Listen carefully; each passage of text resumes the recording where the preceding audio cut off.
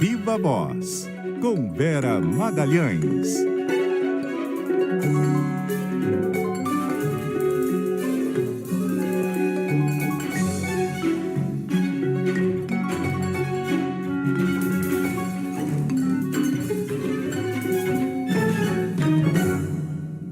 Vera Magalhães hoje comigo aqui no estúdio do Rio de Janeiro. Bem-vinda, Vera. Quero dizer que o tempo é o senhor de todas as coisas e me deu razão, porque está frio no Rio de Janeiro, não está, Vera? Boa noite. O tempo frio é o senhor de todas as coisas. Me obrigou a achar uma segunda pele aqui para não passar mais frio do que eu já estou passando, mas é isso, é só na temperatura que está frio, porque no noticiário continua quentíssimo. Carol, boa noite para você, para a Débora, para os nossos ouvintes e para todo mundo que está nos assistindo também. Oi, Vera, boa noite. Se debandando aí, né, pro lado carioca, até no frio, até na sensação de frio.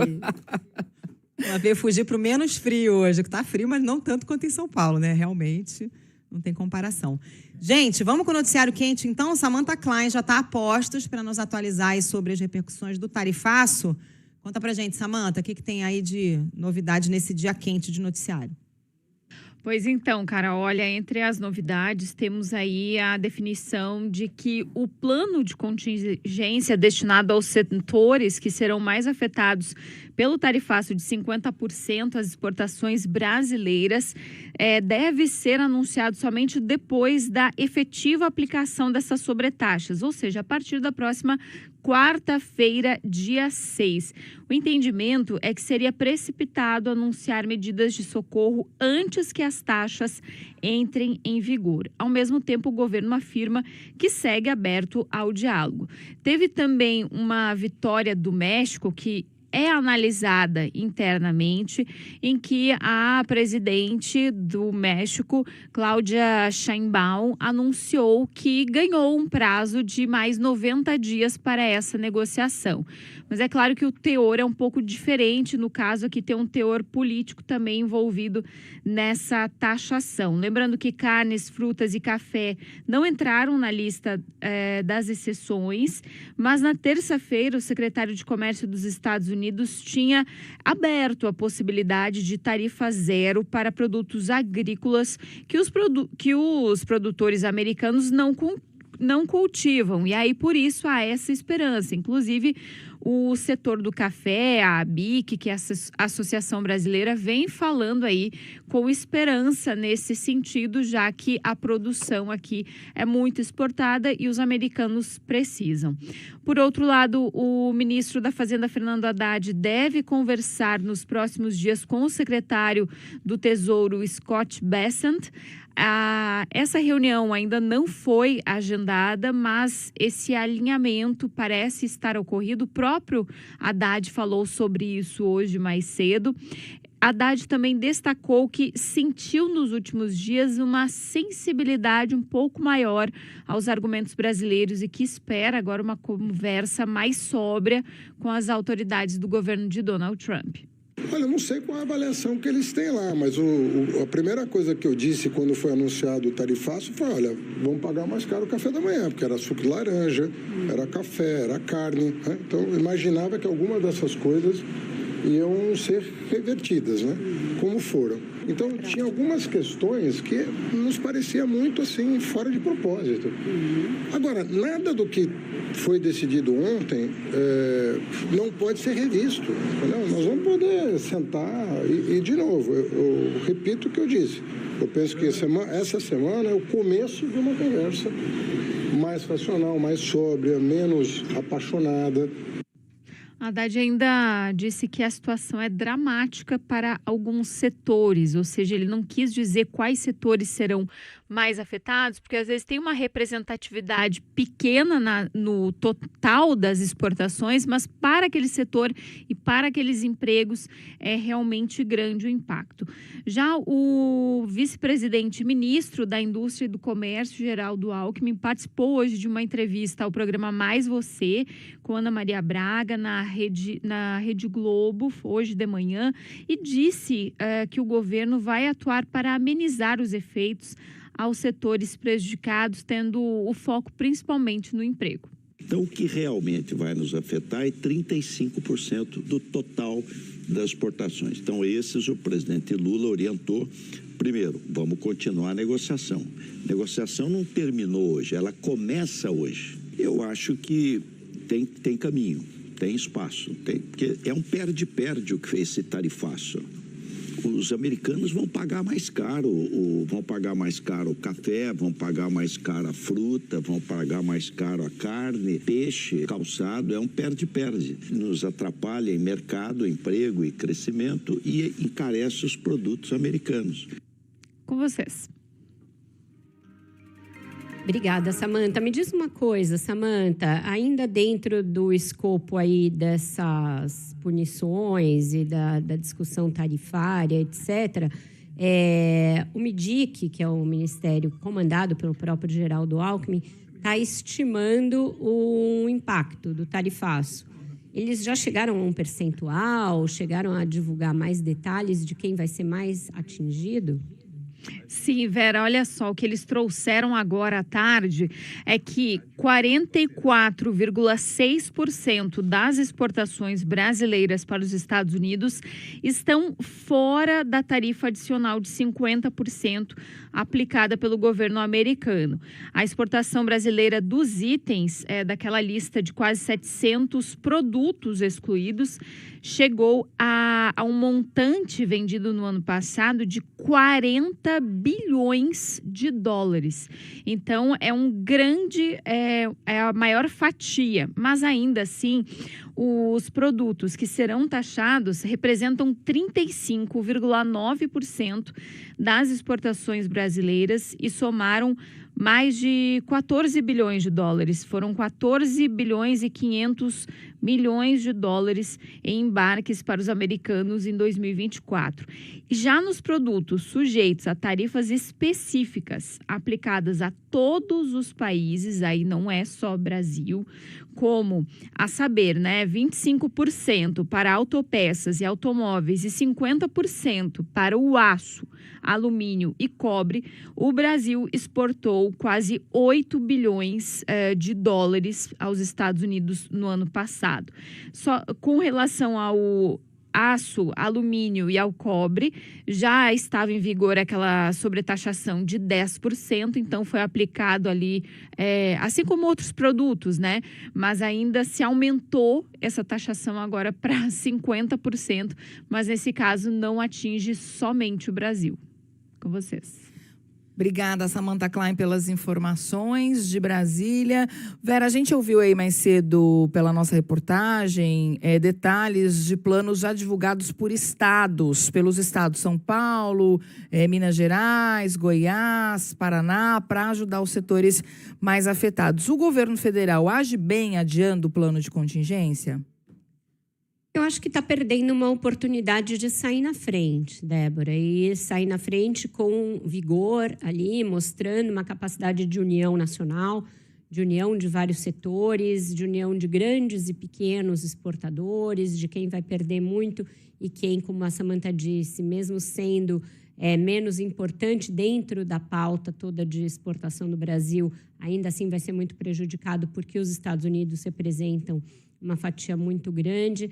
A gente vinha nas últimas semanas, desde que a ameaça foi feita, ouvindo que o plano de contingência já estava praticamente pronto, que assim que o governo Trump taxasse o Brasil, se anunciariam as medidas do governo federal. Eu acho que deveria ser algo desse tipo, assim como foi a resposta, por exemplo, à crise no Rio Grande do Sul, assim como foi a resposta ao 8 de janeiro, uma coisa forte para unir todo mundo e imediata, porque isso daria ao governo a legitimidade, inclusive, para continuar na mesa de negociações. Parece que está evidente, isso fica ali patente na declaração do ministro, que eles esperam ter margem para mais negociações. Então, eu acho que um plano robusto que mostrasse, olha, nós não temos medo, nós não vamos negociar com o rabo entre as pernas, daria ao governo mais instrumentos, mais material para fazer frente a essa chantagem e negociar em bons termos.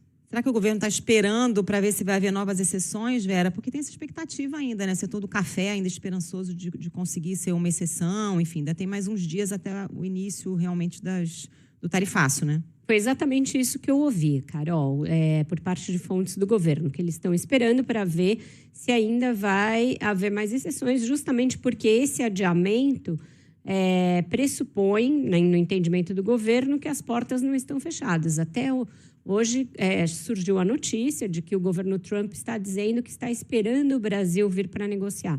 Porque isso foi a ordem que aconteceu com a maioria dos países e dos blocos que foram ameaçados, né? Vem a ameaça vigora a partir de tal dia, e o país ou o bloco vem graciosamente à mesa, inclusive ofertando uma série de benefícios para os Estados Unidos. O Brasil não fez isso, até porque, no nosso caso, a ameaça comercial veio colada com uma série de sanções também na seara política, o que tornou muito mais difícil o governo brasileiro sentar para negociar. Então, é isso, eles estão esperando essa coisa do café. Hoje a gente entrevistou o governador Romeu Zema, de Minas, que é um grande exportador de café, e lá vai haver um impacto grande da taxação do café. Ele, por exemplo, é um que acredita que tão logo os efeitos inflacionários fiquem claros e que fique evidente que pode até faltar café para o consumidor norte-americano, o café rapidamente vai passar para a lista de produtos sem a taxação de 50%.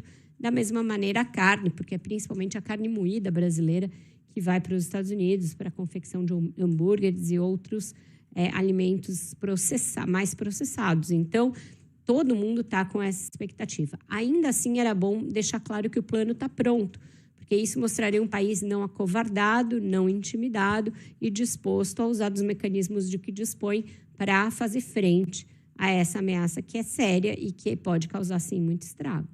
Agora, Vera, numa eventual dificuldade de negociação, caso isso não ocorra, retaliar seria um bom caminho? Não me parece, Débora, porque aí a gente enveredaria para responder na mesma moeda do Trump, que é a da bravata. Isso enfraqueceria, inclusive, um eventual recurso do Brasil a organismos multilaterais, a OMC, a alguma corte.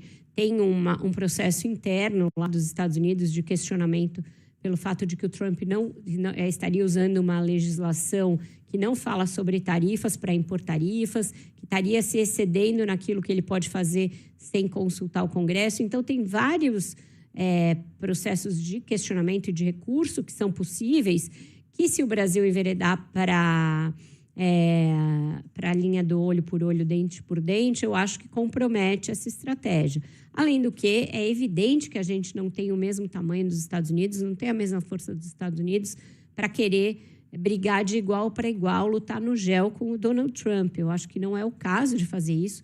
O presidente Lula tem uma possibilidade de afirmar a soberania brasileira. As primeiras pesquisas, e a gente vai ver isso ainda nessa edição do Viva Voz, mostram um apoio ao Brasil nisso. Então, eu acho que começar a partir para isso levaria a questão para uma situação ainda mais imponderável do que ela já está e enfraqueceria a nossa legitimidade para questionar as medidas. Agora, Vera, queria te perguntar sobre a presença do vice-presidente Geraldo Alckmin no programa da Ana Maria Braga, hoje mais cedo, concedendo uma entrevista à Ana Maria e ao César Tralli. Bom, virou meme nas redes sociais, falou-se muito sobre esse assunto, ele com uma meia temática, recebeu marmita, e os internautas, o pessoal na internet, recebeu bem isso, até que algumas mensagens. Só na TV brasileira, um papagaio de pelúcia fala sobre o tarifaço do Donald Trump e anuncia uma entrevista com o vice-presidente da República. Foi uma boa estratégia de comunicação? Eu acho que foi um golaço da equipe da SECOM, foi concebida e conseguida pela equipe do Sidônio, um time que trabalha com ele, de jornalistas e publicitários experientes. E eu acho que sim, porque fala com um público que não é o público tradicional da política, mas que, de alguma maneira, pode ser afetado, porque se empregos forem perdidos em razão do tarifaço, se algum preço eventualmente aumentar em razão disso, por quebra aí de produção, etc., essas pessoas vão ser atingidas e, muitas vezes, esses assuntos são grego para a maioria das pessoas, essas pessoas que assistem programas populares da TV aberta, como é o Mais Você, da Ana Maria Braga. Então, acho que está correto. Eu acho que muitos dos problemas que o governo Lula enfrentou nos últimos meses, a gente sabe, vinham da dificuldade justamente de fazer essa comunicação mais clara, mais direta, mais básica. Essa coisa da meia, o Alckmin já vem usando essas funny socks há algum tempo, ele adotou isso aí, não combina muito com essa cara aí toda de bom moço dele, mas é algo que ele já vem fazendo. Ele também já estava usando as redes sociais dele de uma maneira para tentar falar mais com o público ali, enfim, um público de classes B, C e D, e falar mais diretamente, mais a língua que o povo entende. Então, eu acho que sim, foi uma boa estratégia, rendeu bons frutos.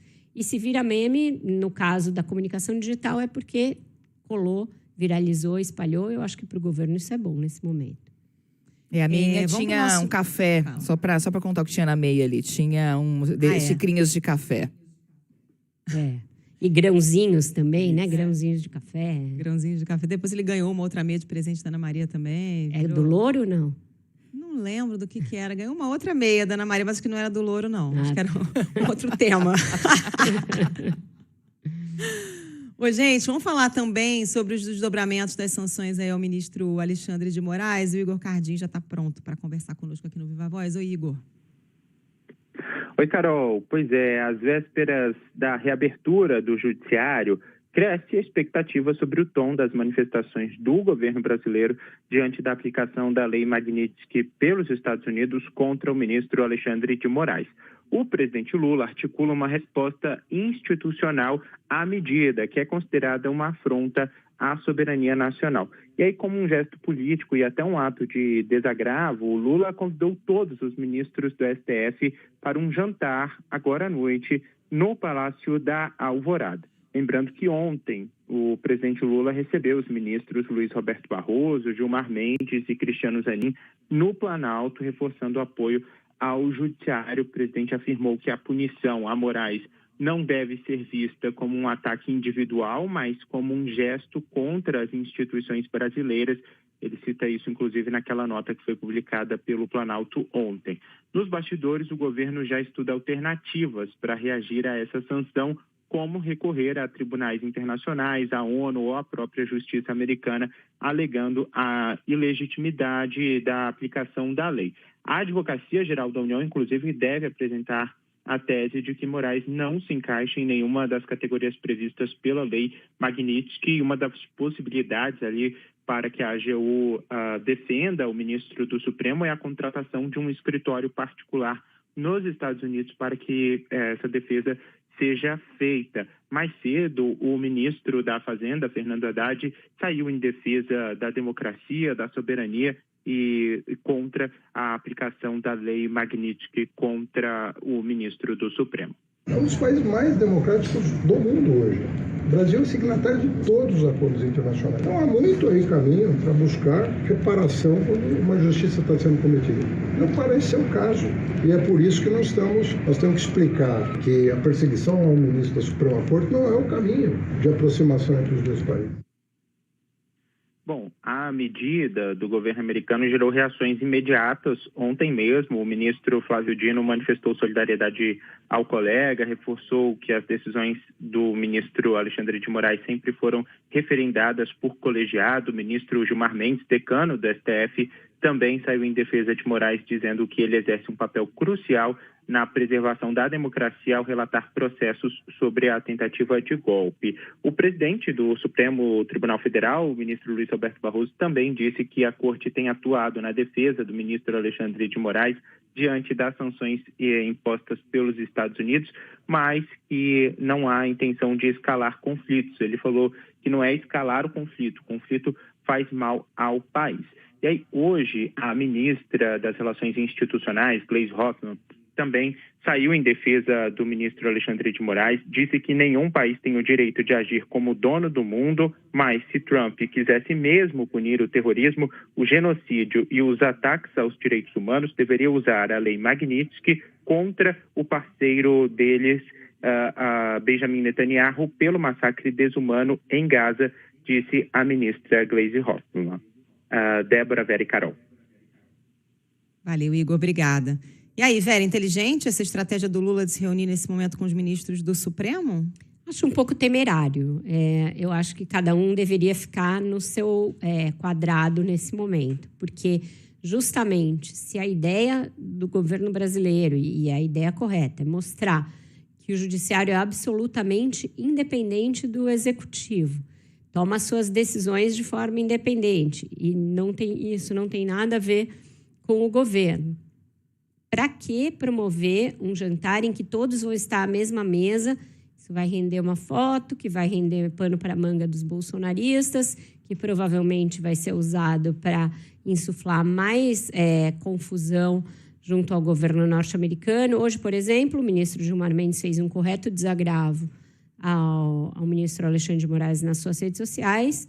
O Paulo Figueiredo, que é alguém condenado, procurado no Brasil, se sentiu à vontade para responder a uma mensagem de um ministro do Supremo Tribunal Federal dizendo: é bom que o senhor se posicione dessa maneira, porque assim fica mais fácil enquadrar o senhor também. Então, vejam a situação como está escalando a ponto de um apoiador do Bolsonaro se sentir à vontade de desafiar um ministro dessa maneira.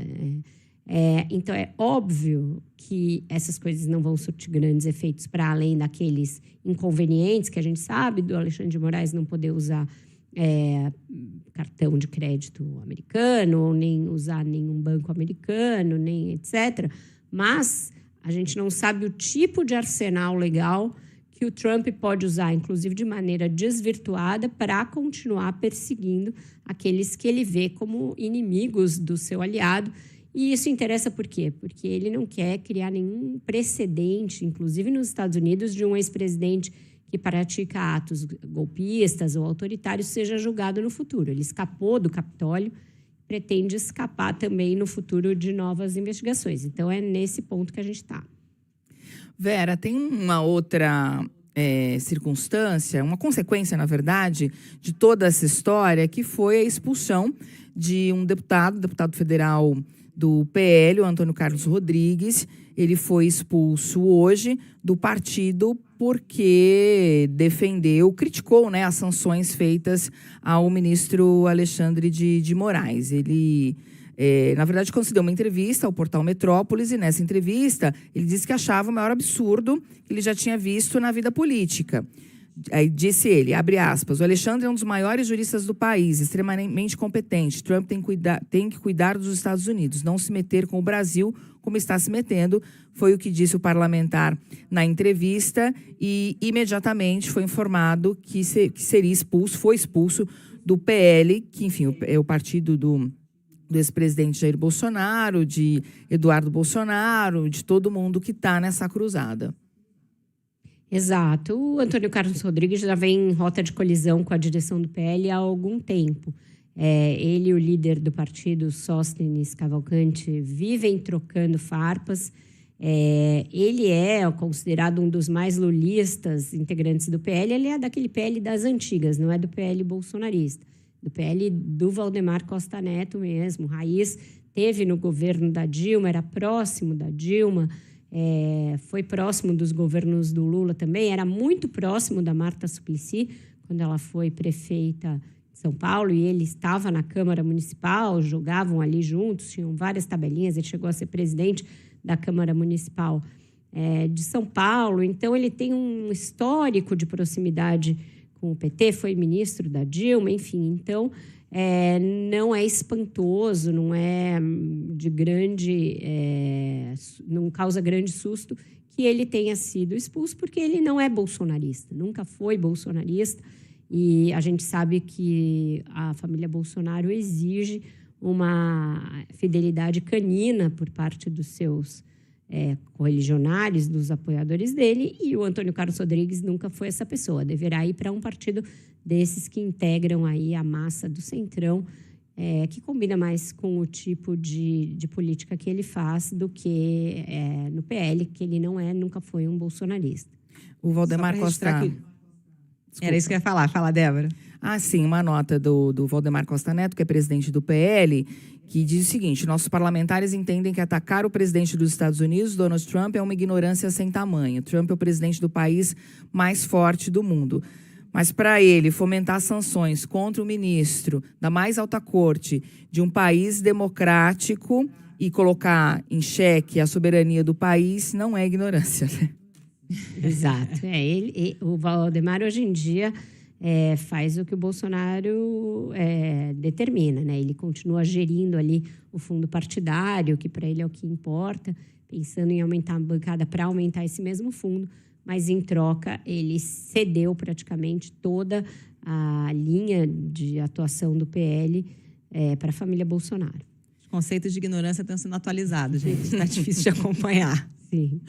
Vamos para o Repórter CBN? Vamos. Aí, na sequência, a gente vai fazer o intervalo. A gente inverteu um pouco aqui a ordem, justamente porque as notícias nos pedem. As notícias nos pedem. E depois, Wender, depois do intervalo, a gente vai falar sobre a pesquisa Datafolha. 6h38 agora. Saiu pesquisa Datafolha. O Instituto foi perguntar aos brasileiros o que eles acham das ações de Donald Trump. E o Guilherme Muniz traz aqui, detalhe, essa pesquisa para nós aqui de São Paulo. Tudo bem, Muniz? Boa noite. Boa noite, Débora, Carol, Vera e ouvintes. Pois é, essa pesquisa tem vários recortes, mas eu começo destacando aqui que quase 6 em cada 10 brasileiros acham que o presidente dos Estados Unidos, Donald Trump, está errado ao pedir que a justiça brasileira pare o julgamento do ex-presidente Jair Bolsonaro. 36% acham que o pedido está correto e 7% não opinaram. A rejeição ao pedido de Trump, ela varia de acordo com o espectro aí do eleitorado, né? Então, a rejeição a esse pedido sobe para 82% entre os eleitores de Lula e cai para 66% entre os eleitores de Bolsonaro. Ainda assim, é um índice majoritário nos dois grupos. Apesar disso, os brasileiros se mostram divididos quando a pergunta é se Bolsonaro está sendo perseguido e injustiçado, que são dois argumentos, né, de Trump nesse pedido de interferência. 50% dos brasileiros dizem que Bolsonaro não está sendo perseguido ou injustiçado, só que 45% dizem que sim, isso acontece, e 5% não souberam responder. O Instituto Datafolha também quis saber dos entrevistados como que eles têm analisado, entendido os movimentos do deputado federal Eduardo Bolsonaro em Washington para tentar fazer com que essas sanções, essas tarifas todas avancem contra o nosso país. E 67% dos entrevistados acham que sim, o deputado federal Eduardo Bolsonaro teve algum impacto na decisão de Trump de taxar os produtos brasileiros. Esse índice de 67% considera tanto aqueles que acham que ele influenciou muito, como aqueles que consideram que ele influenciou um pouco nessas decisões. Ô Muniz, e como é que a pesquisa capturou a preocupação dos eleitores com o impacto que esse tarifaço vai ter no Brasil? Essa preocupação, sim, Vera, une muito mais os brasileiros, viu? Porque desse ponto de vista econômico, quase 9 em cada 10 brasileiros acreditam que o tarifaço dos Estados Unidos sobre os nossos produtos vai prejudicar a nossa economia. Os bolsonaristas, esse índice é especificamente de 89%. Os bolsonaristas estão mais preocupados. 92% dos eleitores de Bolsonaro dizem que deve ter algum tipo de prejuízo, né, à nossa economia, enquanto 87% dos lulistas dizem o mesmo. 7 em cada 10 entrevistados que defendem que o governo Lula negocie, na verdade, 7 em cada 10 entrevistados defendem que o governo Lula negocie com Trump para reverter a tarifa, e 15% dos brasileiros defendem que o governo federal aplique taxas como retaliação a essa medida de Donald Trump. E só 6% dos entrevistados dizem que o Brasil deveria atender todas as condições exigidas pela Casa Branca, o que passaria, inclusive, pela interferência no judiciário, por essa anistia a Jair Bolsonaro que a gente começou falando aqui nessa conversa, Vera. Então, nesse aspecto econômico, aí sim os brasileiros estão bem mais preocupados, ainda que tenha uma divergência, né, no total, aí, na opinião dessas pessoas. Só para registrar, a pesquisa foi feita nos dias 29 e 30 de julho, portanto, antes, né, da oficialização dessa sobretaxa, foram ouvidas 2.004 pessoas com mais de 16 anos e a margem de erro é de 2 pontos percentuais para mais ou para menos. Valeu, Muniz, obrigada. Deixa eu trazer aqui uma outra pesquisa, gente, para a gente comentar, que foi a do Instituto Atlas sobre a aprovação do presidente Lula. Pela primeira vez desde 2024, o índice de aprovação do presidente superou numericamente o percentual de desaprovação. Pesquisa Atlas Intel em parceria com a Bloomberg, divulgada hoje. O resultado oscilou dentro do limite da margem de erro de 1 ponto percentual na comparação com o último levantamento feito há 2 semanas. A aprovação agora é de 50,2%, antes era 49,7%.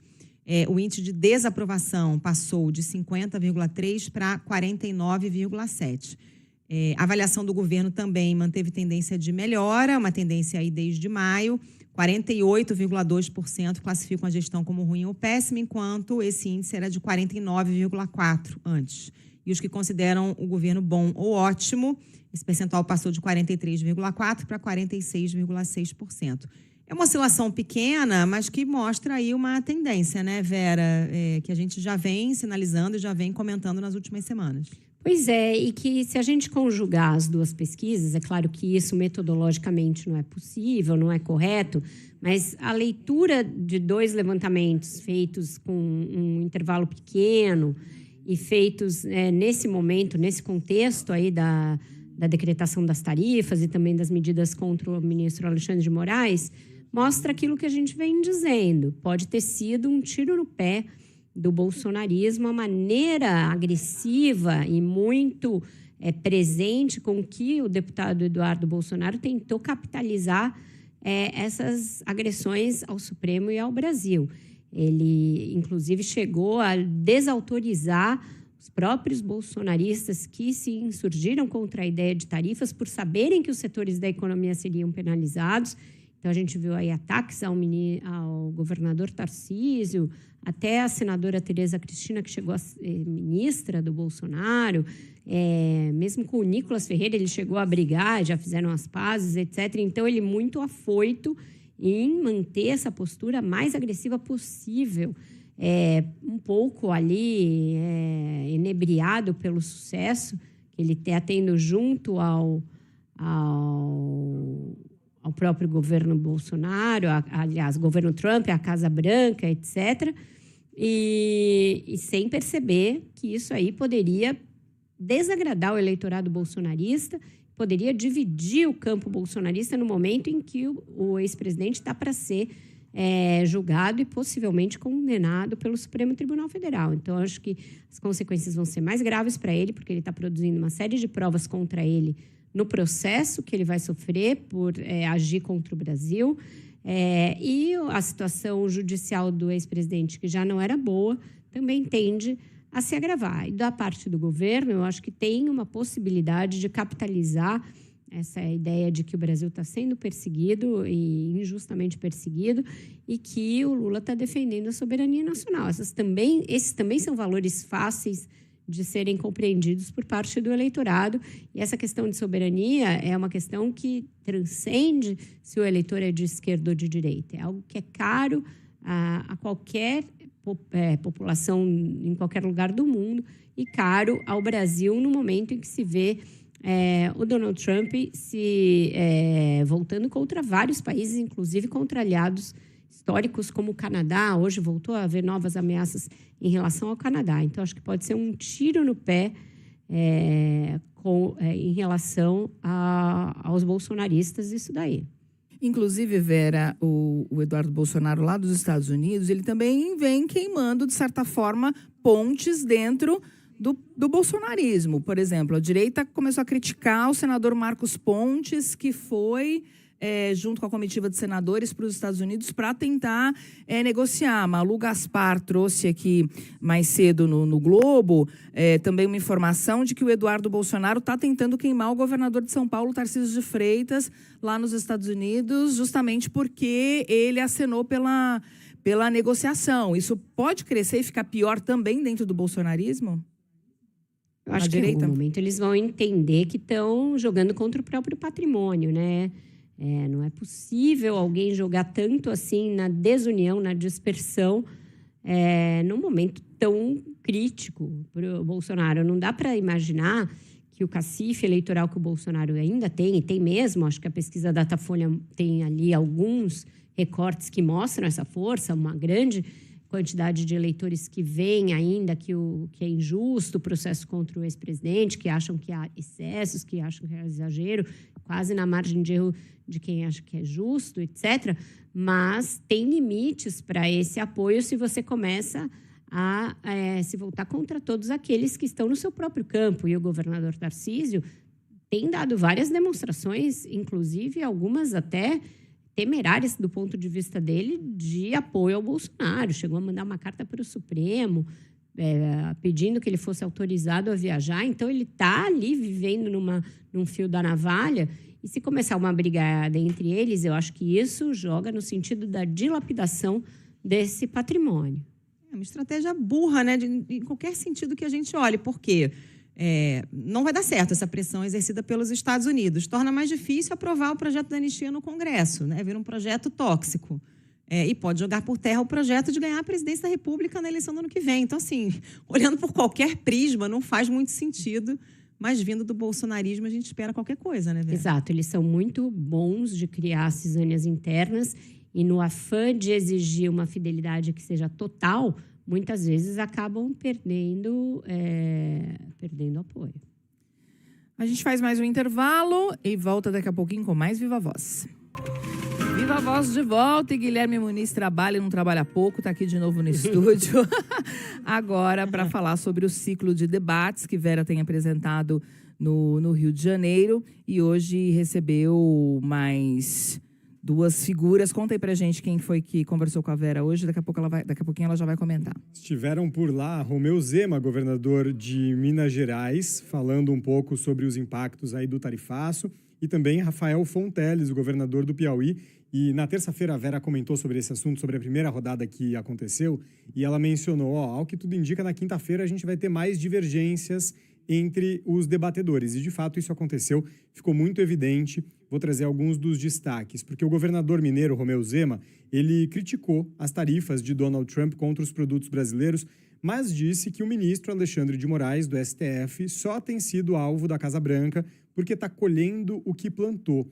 Ele fez essas críticas aí durante as perguntas, né, sobre o tarifaço e associou a conduta de Moraes como relator do inquérito que investiga a trama golpista com a conduta de juízes venezuelanos que só votam de acordo com o governo federal. Está claríssimo, né, que nós temos tido, principalmente por parte do Supremo, do ministro Alexandre de Moraes, excessos. Ele tem adotado uma postura em que ele é o réu, ele é o juiz, ele é o acusador, ele é a testemunha. Então, isso cria realmente um problema sério para a credibilidade do nosso sistema judiciário, né? Eu acho que ele está pagando o preço daquilo que ele plantou. Agora, eu discordo, sim, das sanções econômicas contra o Brasil que afeta a vida dos brasileiros.